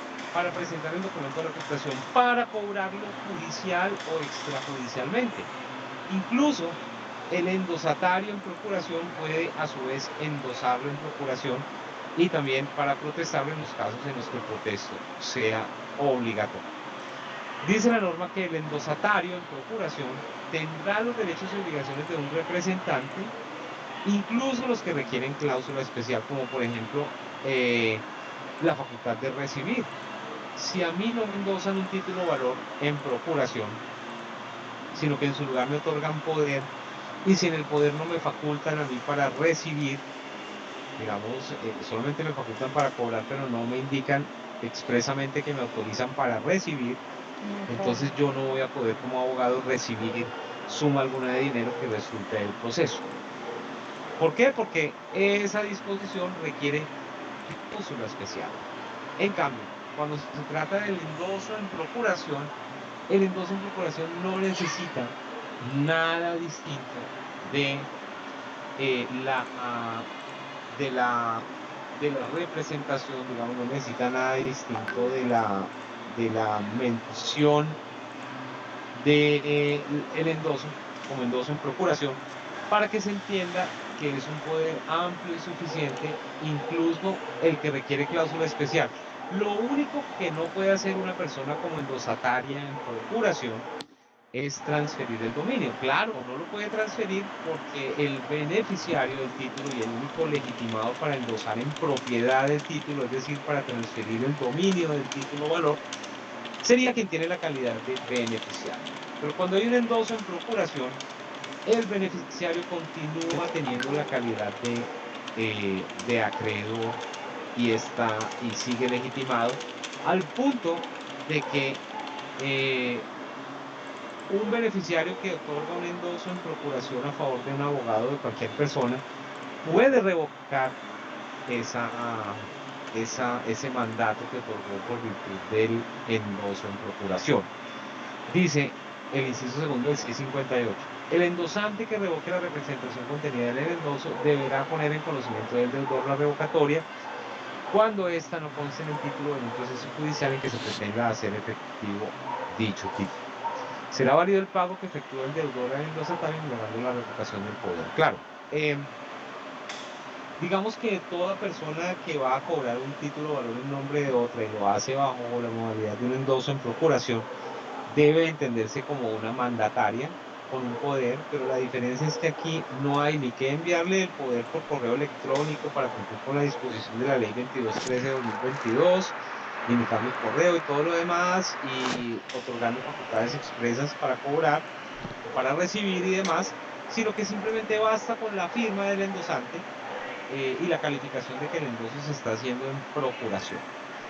Porque el endoso que no se califica, perdón, el endoso que no se califica, es decir, el endoso que dijera, por ejemplo, endoso a favor de tal persona, o no lo dijera, simplemente hubiera la firma del endoso, todo endoso que no se califique, que únicamente tiene como mínimo la firma del endosante, se presume que es un endoso en propiedad.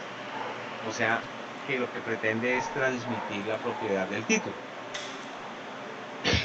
En tal caso, pues quien va a pasar a tener la calidad de beneficiario de ese título va a ser la persona del endosatario que así lo reciba si no se califica. Por eso es importante, digamos, tener en cuenta para nosotros en nuestra actividad jurídica, aclararle a nuestros clientes que lo ideal es firmar el endoso en procuración para que no haya posteriormente malos entendidos y para que no tengan que sufrir el desgaste de tener que ir a firmar un poder o enviarlo por correo electrónico y todo lo demás. Este endoso equivale a mandato, equivale a poder. ¿El endosatario qué calidad tiene? Pues es un mandatario. ¿De quién? Pues del mandante. ¿Y el mandante quién es? El endosante. Ese es el endoso en procuración. Y también de otra parte tenemos el endoso en garantía. El endoso en garantía, digamos que no es una figura muy comúnmente utilizada, o nada comúnmente utilizada, mejor digámoslo así. El endoso en garantía consiste en que una persona que tenga necesariamente debe tener la calidad de beneficiaria del título, no lo puede hacer un endosatario en procuración ni ninguna otra persona distinta del beneficiario. El beneficiario del título endosa el título y lo califica como endoso en garantía para otorgar o para constituir una garantía prendaria sobre ese título o valor. Y en ese caso, pues garantiza una obligación distinta de aquella que contiene el título. Ejemplo, me van a prestar 2 millones de pesos, pero resulta que yo soy beneficiario de un título por 10 millones de pesos. Yo le digo al acreedor, a mi acreedor que me va a prestar los 2 millones, le digo, mire, yo tengo un título de valor que se vence ahora el 15 de septiembre del año 2023 por 10 millones de pesos. Fulanito y sutanita son los deudores. Ellos no van a quedar mal, usted los conoce, bueno, tal. Yo le voy a entregar, le voy a endosar en garantía este título, usted me presta los 2 millones y yo en 3 días se los pago. O en 2 o 3 días le pago. Si no le pago, pues entonces usted lo que hace como endosatario en procuración es cobrarle a los señores fulano y sutano, que son los obligados principales. Usted se paga su crédito de los 2 millones y me guarda los otros 8. Más o menos, digamos que palabras más, palabras menos, ese es el efecto que tiene el endoso en garantía. Aquel en virtud del cual se constituye una prenda a favor de un endosatario que pasa, en ese caso el endosatario es un acreedor prendario y el acreedor prendario pues queda facultado como si fuera un endosatario en procuración, es decir, puede cobrar el título cuando llega el vencimiento, pero siempre tendrá la obligación de conservar los dineros como mandatario del principal obligado de aquella persona que sigue teniendo la calidad de beneficiario. En otras palabras, el endoso en garantía no transmite tampoco la propiedad del título, únicamente sirve para constituir una garantía prendaria sobre el título y le da las posibilidades de cobro que tendría cualquier endosatario en procuración sin que se entienda que el título de valor ha sido endosado en propiedad. Es decir, el endosante en garantía sigue manteniendo la calidad de beneficiario en la medida en la que el endosatario, en cambio, va a tener la calidad de mandatario o de acreedor prendario y mandatario para el cobro a su vez, sin que por ese hecho adquiera la propiedad del título. Entonces, ese es, digamos, palabras más, palabras menos, esa es la figura del endoso. El endoso no puede ser parcial, debe ser total. El endoso parcial, endoso el 50% a favor de José y le entrego el título.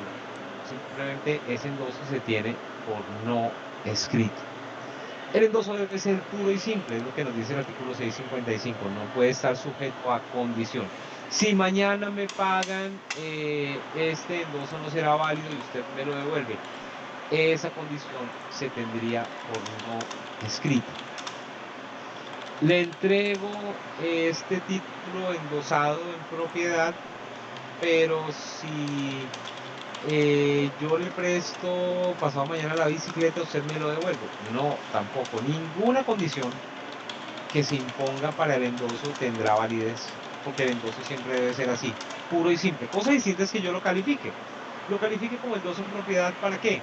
Para transferir el dominio del título. Lo califique como endoso en garantía, ¿para qué? Para constituir una garantía prendaria y facultar a mi acreedor prendario para que en caso de que yo le incumpla, sea él mismo quien cobre el título a favor de quienes estén obligados, y no en contra mía, porque yo en ese caso, en esa medida yo sigo siendo el propietario. Se constituye una garantía real con la entrega del endoso en garantía. Puedo endosar el título en blanco, caso en el cual el título de valor que antes era a la orden, prácticamente se vuelve un título al portador. Y por último lo puedo endosar o sin Solamente quedó responsabilidad. El endoso sin responsabilidad siempre pescado se en el da de almuerzo. entender como endoso en Y propiedad yo además. llegué aquí a la casa. Y además exonera la obligación al endosante. Y por último, el endoso, y no menos importante, el endoso en procuración, que es el que equivale a mandato y el endosatario queda facultado para cobrar judicial o extrajudicialmente, presentarlo para el pago, para la aceptación, para cobrar, para protestarlo, si es necesario protestarlo, como en el caso de los cheques, podríamos decir. Eh, pero en general, esa facultad la tiene también el acreedor prendario en el endoso en garantía. En ninguno de los casos del endoso en procuración o el endoso en garantía se transmite la propiedad del título. Y esos son, según la ley de circulación, los títulos a la orden, aquellos que están girados a favor de una persona determinada y que por ello circulan mediante endoso y entrega material del título con la intención de hacerlo negociable. Luego requieren del endoso, lo mínimo que se necesita para el endoso es la firma del endosante. Y por último tenemos rápidamente los títulos valores nominativos. ¿Qué son títulos valores nominativos? Pues son títulos a la orden, o sea, son títulos que figuran y que al momento de expedirse tienen a un beneficiario particular o específico. Lo que los hace nominativos es el hecho de que para efectos de la transferencia del título, es decir, para transferirle el título a alguien, se requiere de la inscripción del nuevo beneficiario en un libro que necesariamente debe llevar el emisor o creador del título. De manera que solamente estará legitimado aquel beneficiario que figure tanto en el texto de documento como endosatario, como en el registro que para esos fines debe llevar el emisor del título y por ende el obligado cambiario del título. Es el que debe llevar ese libro y solamente legitimará al nuevo beneficiario si se solicita y se inscribe el nuevo beneficiario. El creador del título podrá exigir que la firma del transmisor se autentique, eso no es en todos los casos, porque los títulos valores gozan de la presunción de autenticidad y asimismo las firmas gozan de esa presunción de autenticidad, luego ahí no hay inconveniente con ello. Y los títulos valores nominativos, pues entonces finalmente, como lo decimos, pues son títulos a la orden, requieren endoso, entrega material, pero adicional a ello deben inscribirse en el libro que para el efecto lleva el emisor.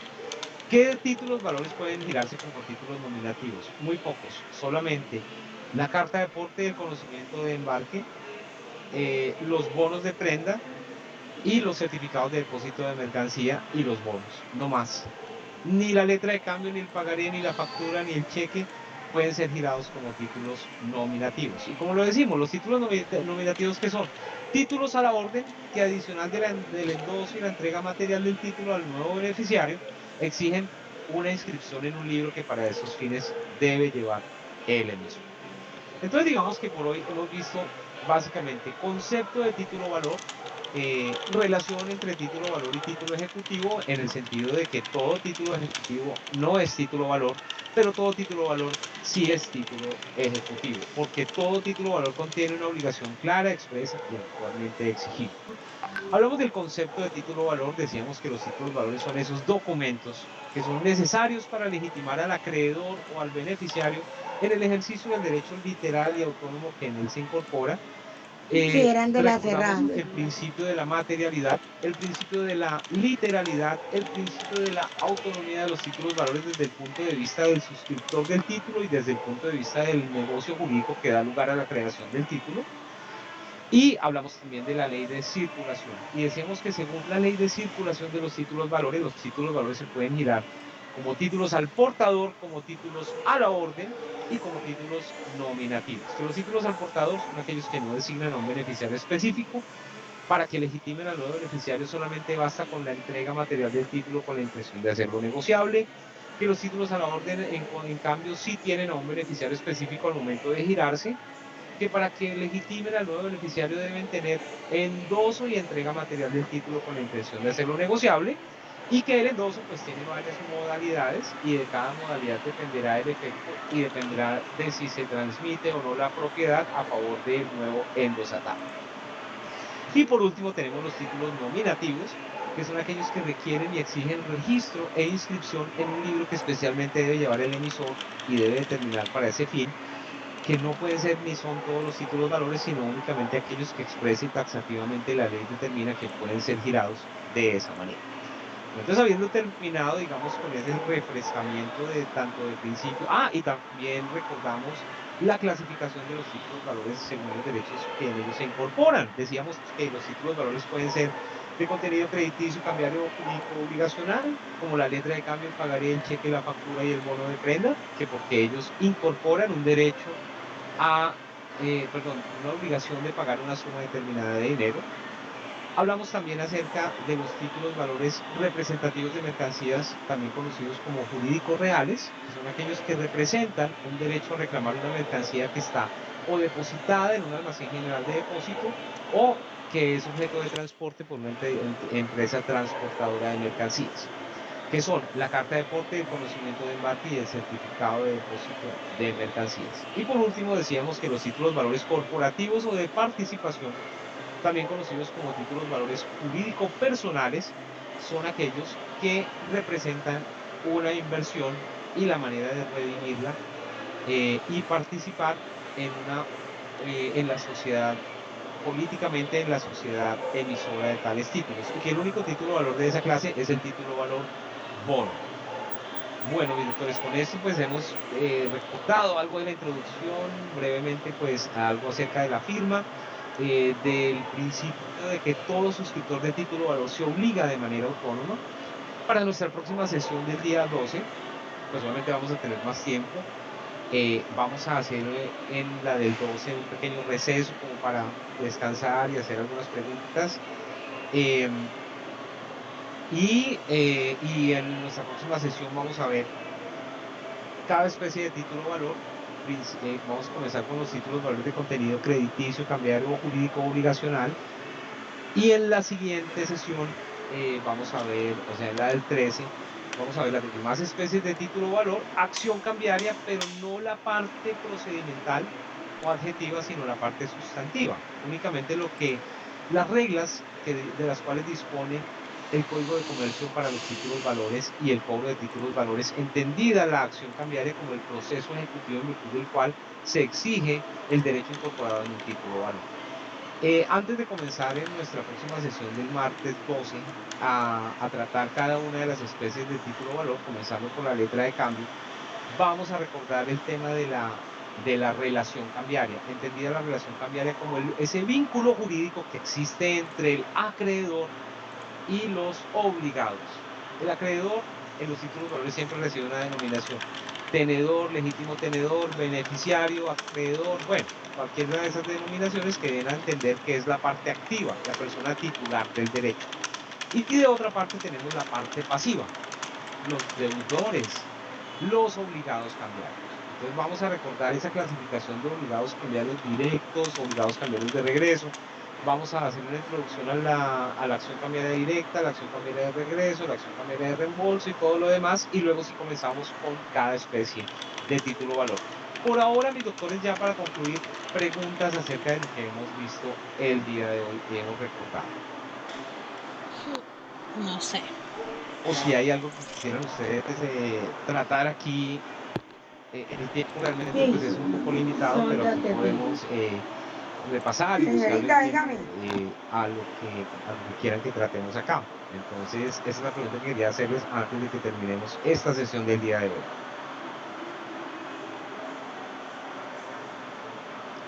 Por mi parte está claro, gracias.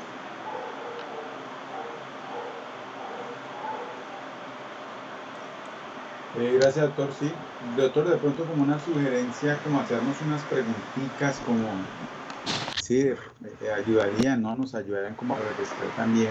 La exposición estuvo muy buena, yo tengo el código y he estado recibiendo y anotando, y de verdad que sí es buena la explicación, doctor, lo agradezco.